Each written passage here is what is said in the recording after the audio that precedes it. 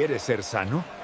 Señor, no tengo a nadie que me ayude. Levántate, toma tu lecho y anda.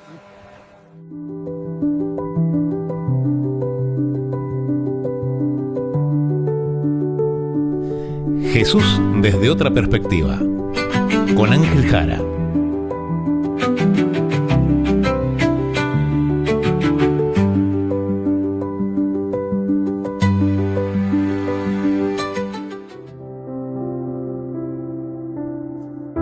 Jesús estaba otra vez en Jerusalén y llegó al estanque de Betesda.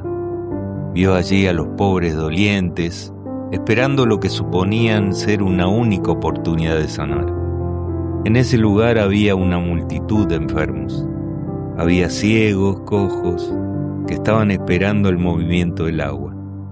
En ciertos momentos se agitaban las aguas del estanque y se creía que ello se debía a un poder sobrenatural y que el primero que entrara en esas aguas después de que fueran agitadas iba a sanarse de cualquier enfermedad que tuviera. Jesús anhelaba ejercer su poder curativo ese día y devolver la salud a todos los que allí sufrían. Pero era sábado. Multitudes iban al templo para adorar y él sabía que un acto de curación masivo como ese excitaría de tal manera el prejuicio de los judíos que le acortarían el tiempo para su obra.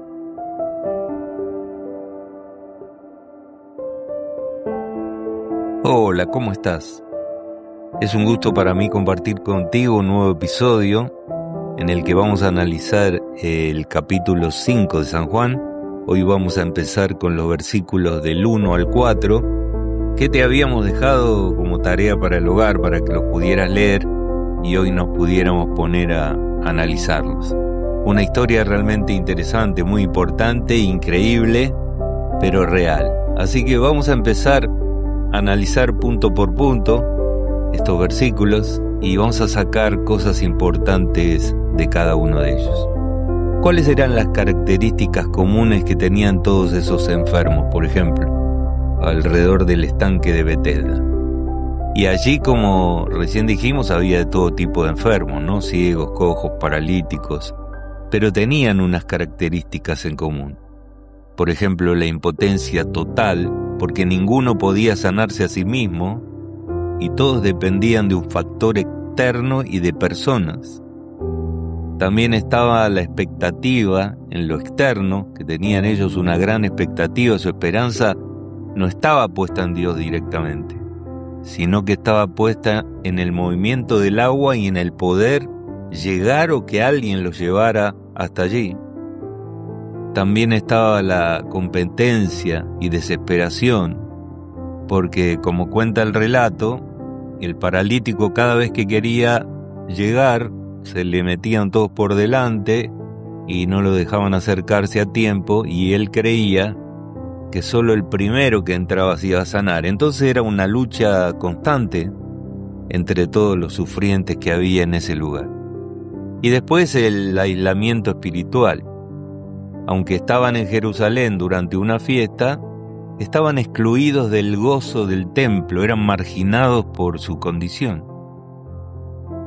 Esto me hace pensar que la humanidad no solo está enferma físicamente o sufre de enfermedades físicas hoy, sino que espiritualmente está incapacitada y sin la intervención divina.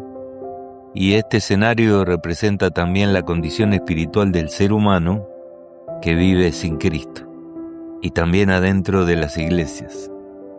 A menudo los seres humanos nos parecemos a estos enfermos, porque cuando Dios nos responde a tiempo y buscamos soluciones a nuestra manera, como por ejemplo puede ser el dinero, el estatus, rituales, cábalas, el azar y muchísimas cosas más, en lugar de recurrir a la fuente y confiar en el tiempo de Dios, que si Él no está respondiendo en este momento, por algo debe ser, o para algo debe ser.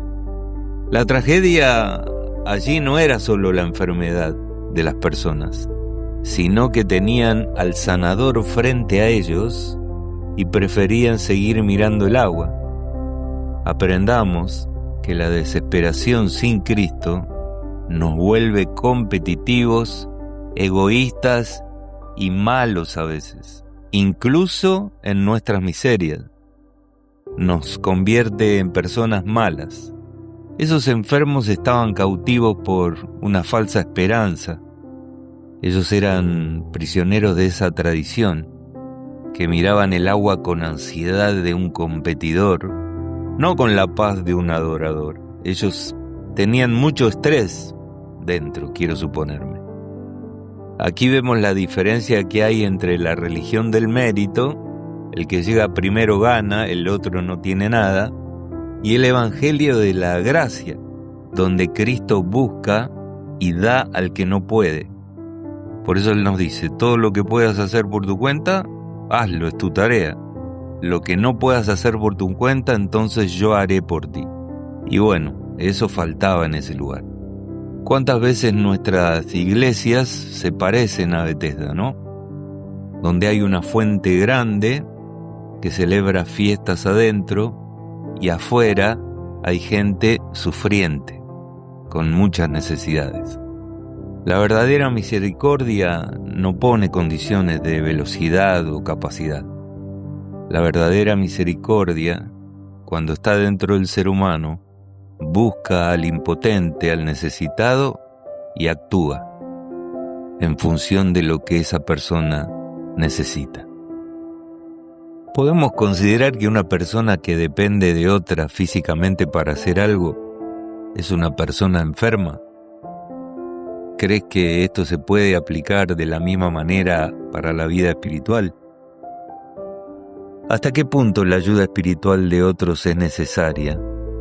¿Y hasta qué punto se puede transformar eso en una dependencia tóxica? Y la parálisis del hombre en este caso no era muscular solamente. Era una parálisis de la voluntad, debido a su dependencia de otras personas y de que el agua se moviera y él pudiera llegar a tiempo. Él decía, no tengo quien me meta en el estanque. Su mirada estaba puesta en los hombres y no en Jesús, que en ese momento lo tenía adelante, ni siquiera así. La dependencia física es una realidad de la condición humana, pero en lo espiritual la dinámica es un poco distinta. Por ejemplo, la necesidad de la comunidad. La Biblia nos enseña a sobrellevar las cargas los unos de los otros. El consejo y el apoyo de líderes espirituales y es generalmente importante para el crecimiento de los que son nuevos en la fe. Pero está la dependencia cuando se vuelve tóxica, porque la conciencia de una persona se somete al juicio de esa otra persona que lo está guiando, y así anula la responsabilidad individual que tiene la persona nueva ante Dios, porque deja de pensar y sus decisiones son en base a lo que escucha de la otra persona que lo guía. Y eso realmente es peligroso, es peligroso. No debemos confiar en la fe de otro, ni permitir que otro piense por nosotros. Para eso tenemos el Espíritu de Dios que nos guía y que nos ayuda en ese punto. O sea que en ese es el que tenemos que confiar. Y también está el tema del punto de quiebre. La ayuda es necesaria para guiarnos a Cristo y es tóxica cuando nos detiene en la persona que nos está guiando. Si tu conexión con Dios depende exclusivamente de un pastor, de un líder, una emoción grupal, tu fe es como un parásito. No es una fe verdadera ni te va a ser útil. La verdadera madurez espiritual es usar la ayuda de otros como un mapa, no como el motor. El motor es Dios, que actúa en tu corazón y te dirige de aquí para allá cuando le permites vivir, habitar dentro tuyo. Porque si tu fe colapsa porque un líder cae, estás frito entonces. Tu fe era una dependencia totalmente tóxica, que no era una fe real en realidad, porque una falla del ser humano y caíste. Debemos desarrollar una soberanía espiritual donde nuestra raíz no esté en las personas, sino que esté firme en Cristo. No tiene que estar nuestra fe basada ni apoyada en las personas, ni en las imágenes, ni en las cosas. Tiene que estar solo apoyada y fundamentada en Jesús, el creador y formador de nuestra fe.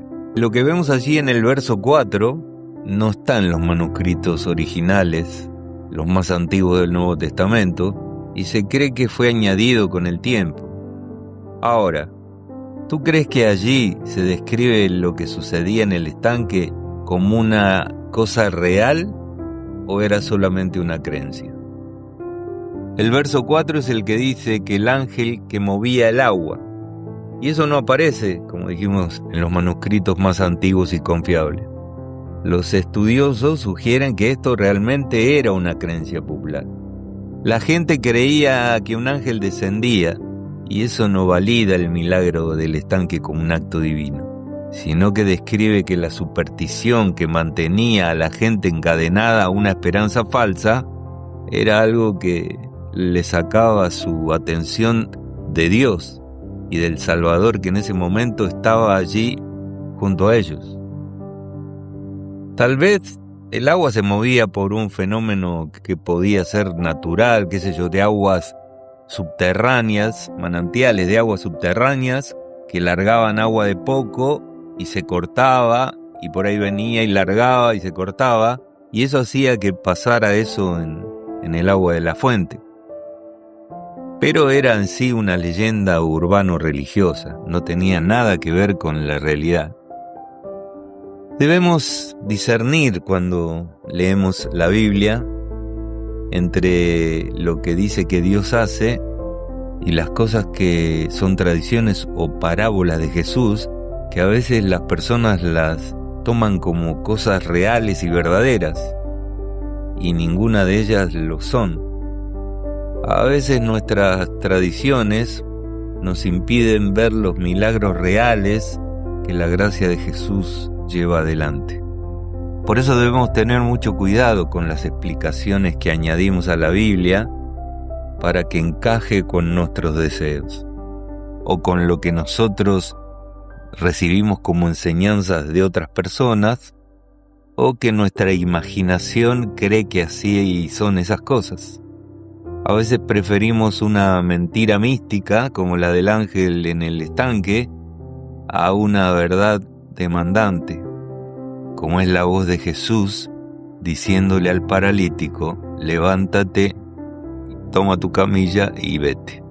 Eso te lo dice a ti también, me lo dice a mí, con las cosas que todavía están dentro nuestro sin corregir, sin cambiar, sin ser transformadas, porque tal vez tú y yo no les estemos dando el permiso a Dios para que Él lo haga. Por eso la importancia hoy más que nunca de permitirle a Dios que nos llene de su espíritu, quebrantando nuestro corazón en arrepentimiento constante todo el tiempo, para que eso, cuando Él lo decida, se haga una realidad adentro nuestro. ¿Cuáles serían algunas creencias que sostiene la Iglesia cristiana hoy en día y que se han transformado en tradiciones, pero que no necesariamente son cosas que están conectadas con la realidad? ¿Cuáles crees que serían? Yo te nombro algunas, tal vez tú tengas más o tal vez no creas en las que yo te voy a mencionar. A lo largo de los siglos se han filtrado ideas como las que vamos a mencionar, que muchos consideran que son bíblicas y en realidad no son. Por ejemplo, la veneración de reliquias u objetos que son ungidos y creer que un objeto físico posee poder espiritual por sí mismo. Eso no es real. Otra cosa podría ser la suerte o el decreto verbal, pensar que repetir frases constantemente tiene un poder mágico que obliga a Dios a actuar en lo que nosotros queremos o esperamos, y eso tampoco es bíblico. Está también el legalismo de la forma, creyendo que la vestimenta o ciertos modismos lingüísticos al hablar son indicadores directos de cómo está mi santidad, mi estado espiritual. Y eso tampoco es real, hermano. También el activismo como una santidad, creer que estar ocupado todo el tiempo en las cosas de Dios en su iglesia equivale a estar más cerca de Dios o equivale a estar dirigido por el Espíritu. Yo soy uno de esos casos. Hace muchos años atrás, en mi iglesia tenía un montón de cargos y creía que eso era tener un nivel espiritual. Qué equivocado estaba. Porque mi nivel espiritual era realmente bajo a pesar de todas las tareas que tenía a mi cargo.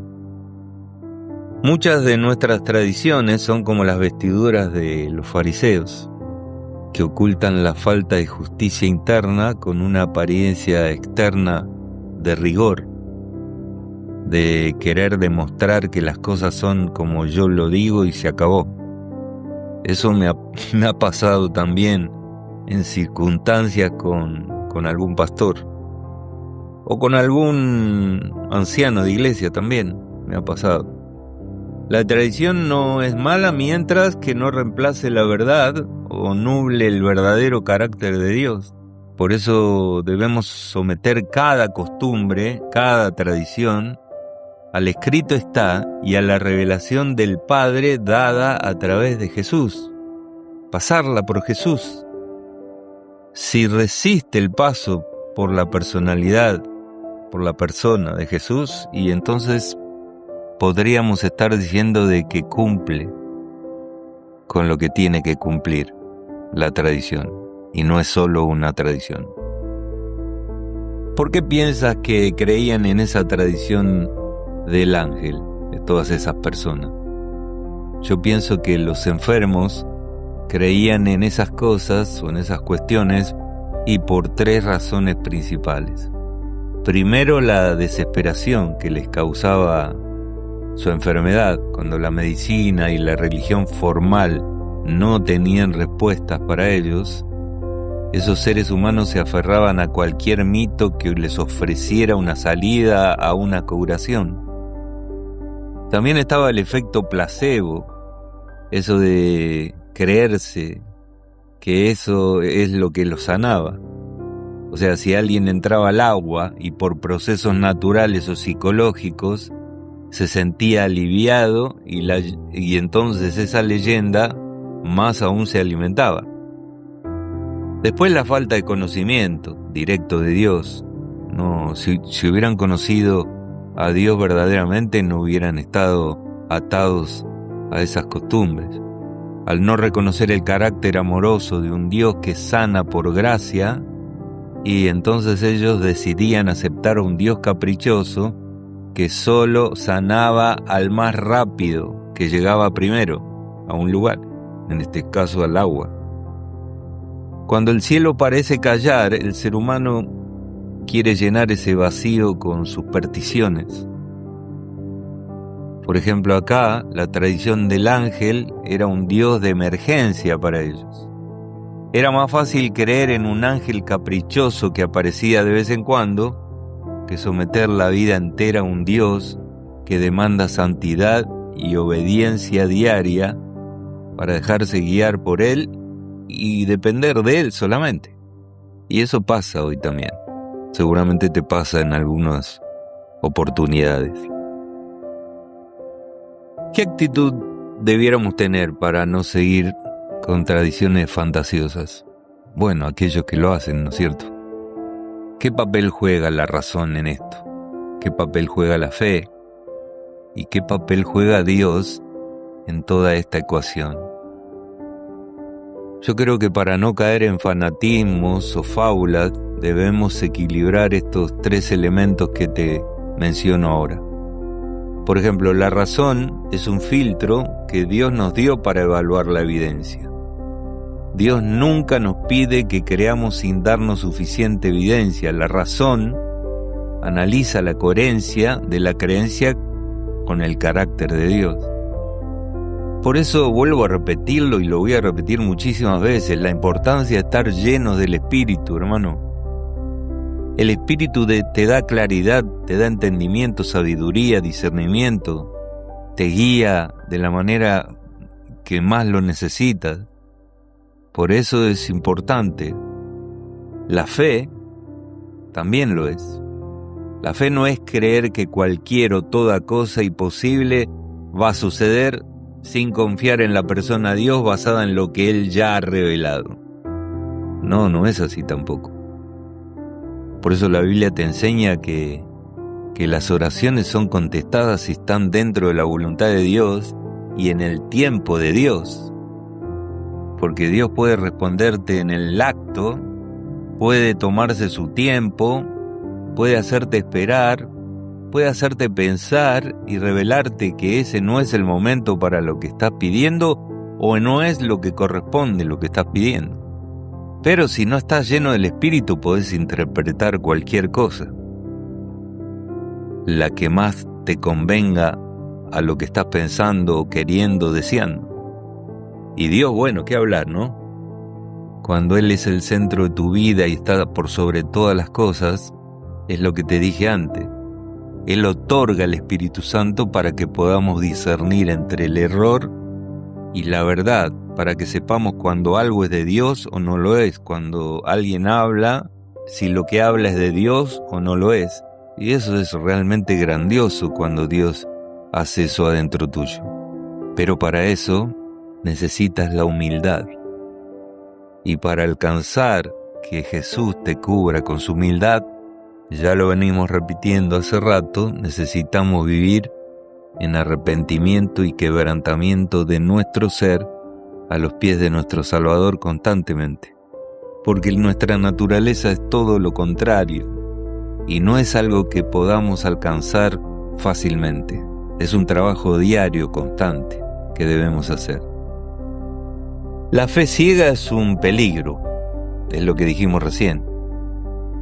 La razón fría es algo estéril. Necesitamos una fe que piense y una razón que adore al Creador y que se deje guiar por Él. La fe que desprecia la razón termina siendo fanatismo. Y la razón que desprecia la fe termina siendo un ser ateo, que no cree en nada. Por eso el equilibrio está en la revelación que Dios va haciendo a nuestro corazón a medida que nuestro orgullo va dejando de ocupar ese lugar. Vamos a seguir con uno de los puntos y yo quiero volver a qué tradiciones sin bases bíblicas hay en la iglesia de hoy en día. Y yo quiero tocar algunas. A lo mejor encuentras alguna más que si quieres agregar lo puedes hacer después enviándonos un mail, o si consideras que alguna no es correcta para ti también te pedimos que lo hagas. En el contexto de la iglesia de hoy en día, de todas las denominaciones que hay, que son muchas, y algunas de esas cuestiones serían, por ejemplo, la dieta como medio de salvación. Si bien la reforma pro salud es bíblica, elevarla a un requisito para ser salvo es una contradicción bíblica. La gente no se va a salvar por lo que come o deja de comer. Después están los criterios culturales, confundir modas culturales de los años 50 y creer que si no tenemos esas vestiduras no vamos a tener salvación. Otra cosa errada. Después está el énfasis en el tiempo del fin, ¿no? Por encima del Señor del fin. O sea, empezar a generar miedo en las personas con teorías conspirativas en lugar de esperanza en el regreso de Jesús. O sea, ponerles miedo con todas las cosas que van a suceder o están sucediendo, en lugar de decirles, bueno, tranquilo, porque nuestra mirada debe estar en nuestro Salvador. Él prometió que nos iba a guardar de todo eso, no hay problema. Él va a estar con nosotros siempre. Bueno, eso también son cosas que no sirven para nada, porque responder a lo que Jesús me pide por miedo no es inservible. Después está la interpretación rígida de las profecías, donde se muestran tablas, fechas, se vuelve más importante todo eso que el carácter de Jesús, que es lo que debemos reflejar para estar entre el trigo, el grupo de personas que será separada, para llevar a todos los que se irán a convertir por sus palabras dirigidas por Dios. Otro punto es también la jerarquía eclesiástica, ¿no? Tratar a los dirigentes como si fueran infalibles o mejores que el resto de los hermanos, o como si estuvieran en una línea directa al cielo y que los hermanos, los demás, no lo pudieran hacer. Eso también, jerarquía eclesiástica, no habla de Jesús. Después está el legalismo dietético y estético, ¿no? Usar temas de salud o vestimenta para juzgar la salvación del otro. También algo que la Biblia nunca lo enseñó ni lo autorizó. Y seguramente hay más cosas. Por eso te pedimos que nos escribas y menciones si no piensas que nos equivocamos en algo o nos falta aclarar algo más. Tampoco podemos estar aquí hablando horas y por eso hacemos un resumen de lo que creemos que es lo más relevante. Entonces, este análisis que estamos haciendo nos recuerda que al igual que el paralítico, nosotros debemos dejar de mirar el agua si se mueve o no se mueve.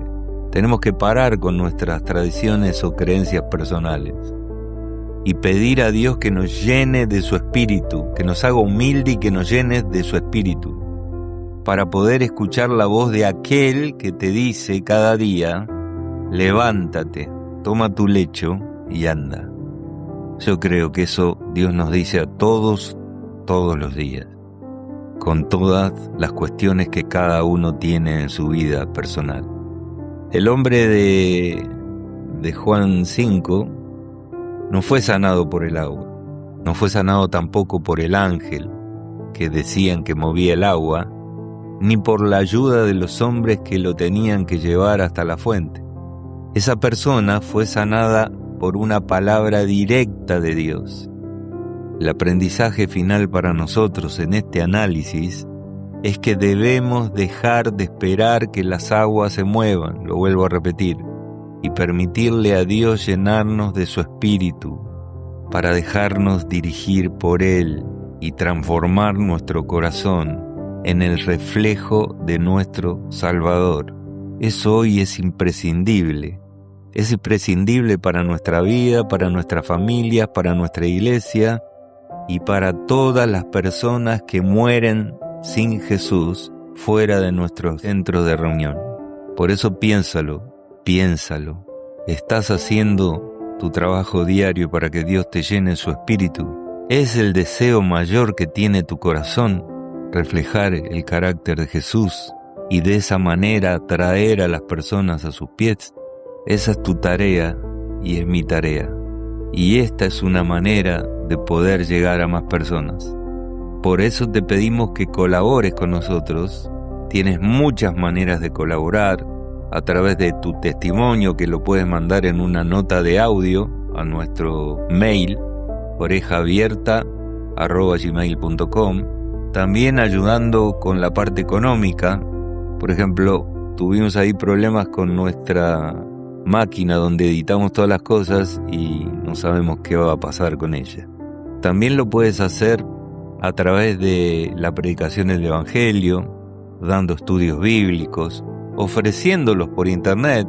En vez de estar perdiendo el tiempo en las redes con cosas inservibles, podemos tratar de hacerlo a través de ahí, que es una manera de llegar a mucha gente que no lo podríamos hacer de otra manera. Bueno, yo te invito a que lo hagas.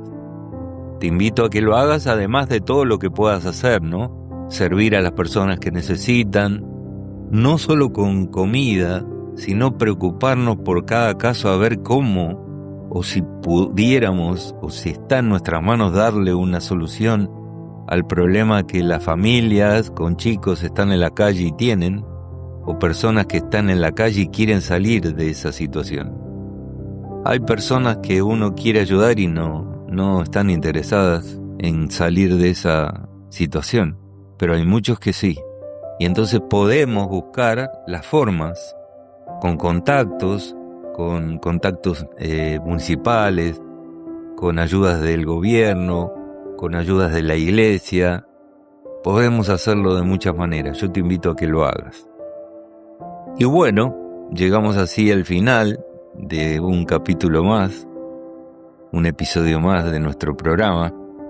Te invitamos a compartir todo eso que te pedimos con nosotros a través de nuestro mail, que también nos sigas en Spotify, en nuestro programa Jesús desde otra perspectiva, y a través de las redes sociales con el nombre de Oreja Abierta y en algunas oreja.abierta.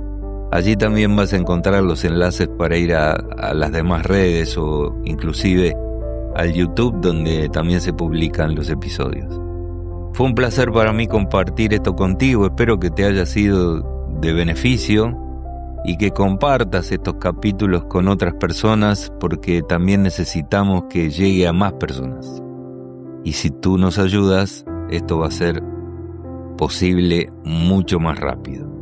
Así que te deseamos que Dios te guíe, te guarde y te acompañe en cada paso de tu vida hasta que nos volvamos a encontrar y siempre que lo tengas presente, primero ante que nada, sobre todas las cosas, y si Dios quiere, nos vamos a encontrar en esto que decidimos llamar Jesús desde otra perspectiva. Un abrazo fuerte, hasta pronto. Chao.